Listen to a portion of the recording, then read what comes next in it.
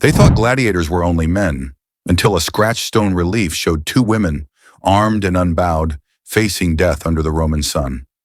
No mirrors, no machines, no mercy, only bodies hardened into weapons by a world that demanded survival before glory. The first surprise is not that female gladiators existed, it's that they trained at all in a society that tried to pretend they didn't. The Romans called them gladiatrices, and the evidence for their lives is scarce by design. Laws, poems, insults, a few inscriptions, a single haunting relief from Halicarnassus. Scarce evidence often hides uncomfortable truths.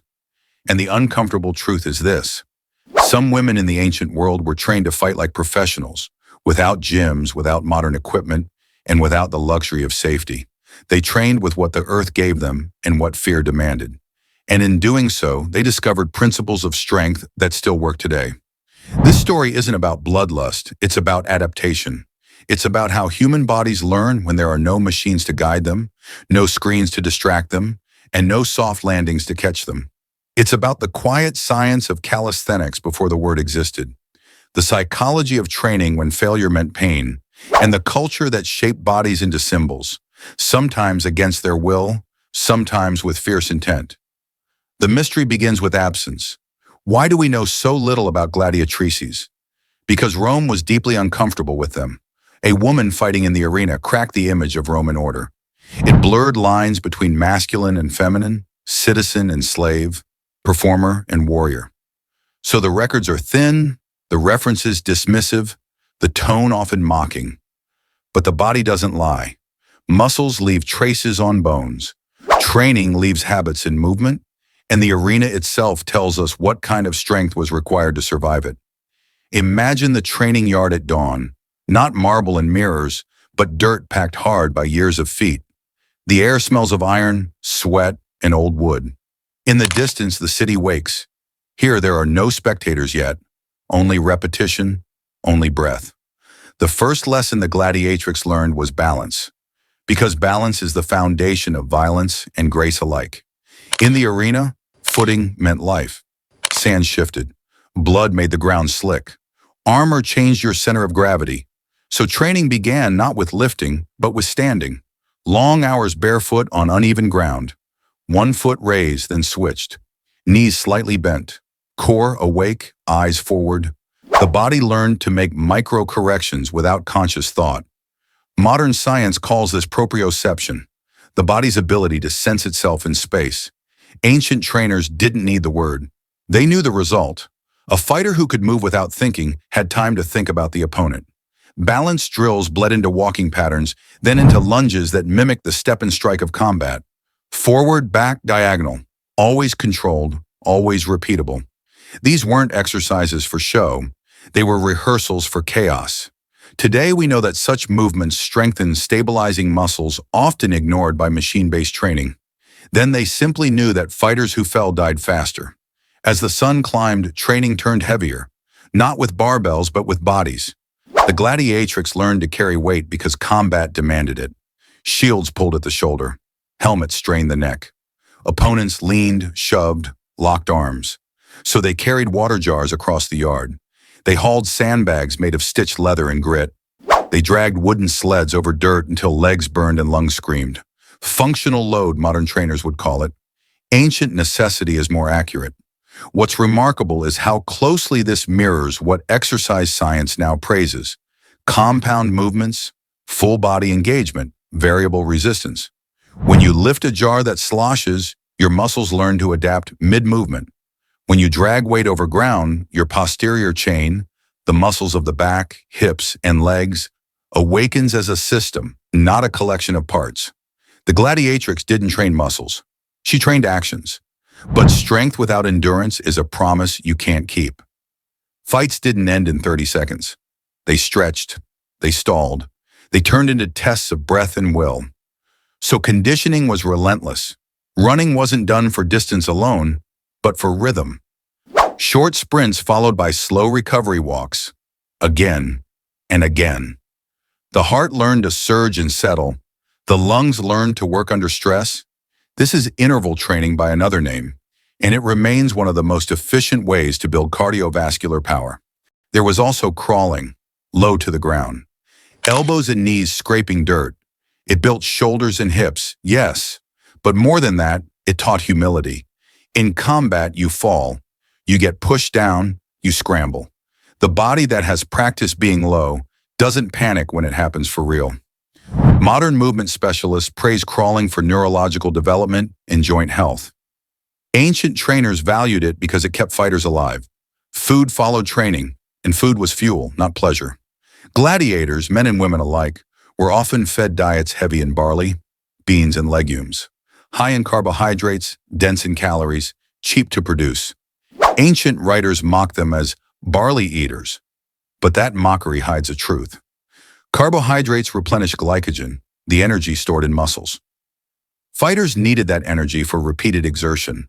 Bones found in gladiator cemeteries show higher mineral content, likely from ash-based supplements that boosted calcium intake. Even here in the margins of history, we see applied nutrition without the language to describe it. Recovery existed too, though it looked different from ice baths and foam rollers. Massage with oils, passive stretching, time, sleep when possible, wounds treated with herbs and experience. The body repaired itself as bodies always have, given half a chance. But recovery was never guaranteed. The pressure to perform was constant, and that pressure shaped the mind as much as the body. Here lies the second hidden truth. Training was psychological long before it was physical. To step into the arena as a woman meant carrying the weight of spectacle. Crowds didn't just want skill, they wanted transgression. The gladiatrix trained under eyes that doubted her existence. That doubt could crush you or harden you. Mental conditioning came through ritual. Repetition built confidence. Familiar routines before training and before combat created islands of control in a life defined by uncertainty. Visualization likely played a role, even if unspoken. Fighters rehearsed movements in their minds because they rehearsed them in their bodies every day. Modern neuroscience confirms what ancient trainers sensed. Mental rehearsal activates many of the same neural pathways as physical practice. You become what you repeatedly imagine yourself doing. Weapons training blended seamlessly with bodyweight work. Wooden swords heavier than their metal counterparts were swung thousands of times. The extra weight made real weapons feel light. This principle, overload followed by ease, is timeless. Swinging trained the shoulders, the grip, the torso's rotation. Striking posts toughened hands and wrists. The body adapted to impact gradually, building resilience rather than breaking. For gladiatrices, armor added another layer of challenge. Chest protection, greaves, helmets, all altered movement. Training with armor meant learning to breathe under constraint. Shorter breaths, controlled exhales. Panic wastes oxygen, calm conserves it. Today, athletes use altitude masks and resistance breathing to simulate stress. Then they used iron.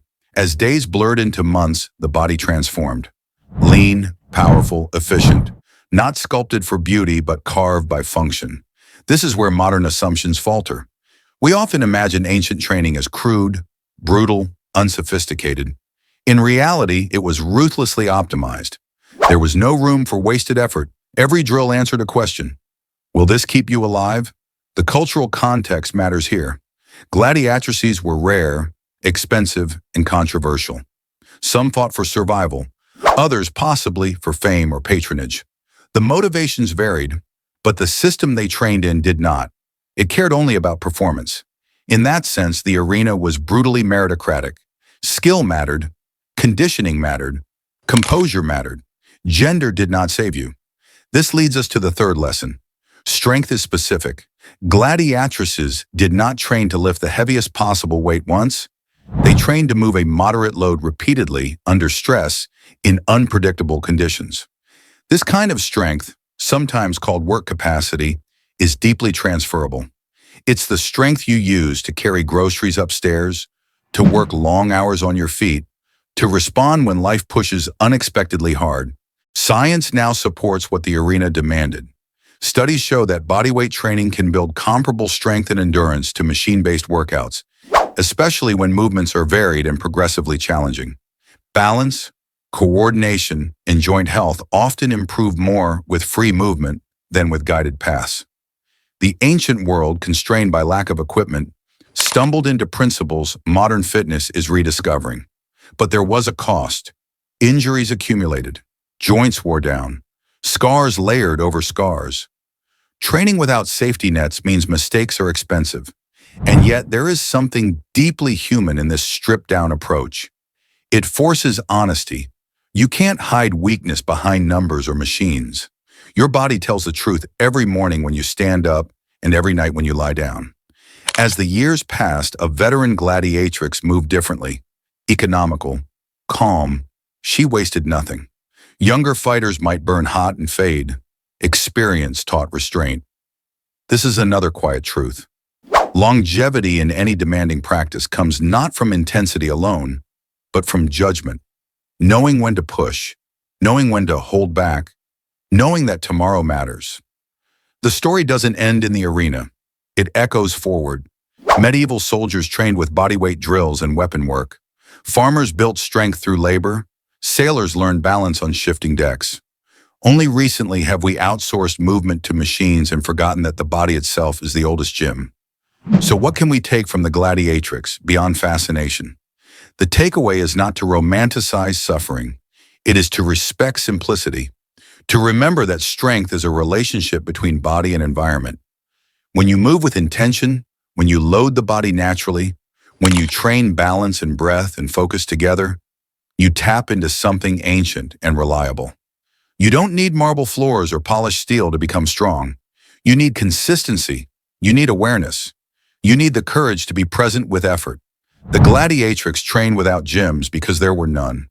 And in that absence, she learned to listen to her body with clarity we often lose amid convenience. In a world obsessed with optimization, her story whispers a different message. Train for life, not for appearance. Build capacity, not just power. Cultivate calm alongside strength, because the goal was never just to survive the fight. It was to walk out changed, still standing, ready for whatever came next. And perhaps that is the final lesson. We admire the gladiatrix not because she lived dangerously, but because she adapted intelligently. She used what she had. She trained for reality, not fantasy. And in doing so, she reminds us that living better, truly better, is not about adding more, but about using what's already within reach with discipline, humility, and purpose.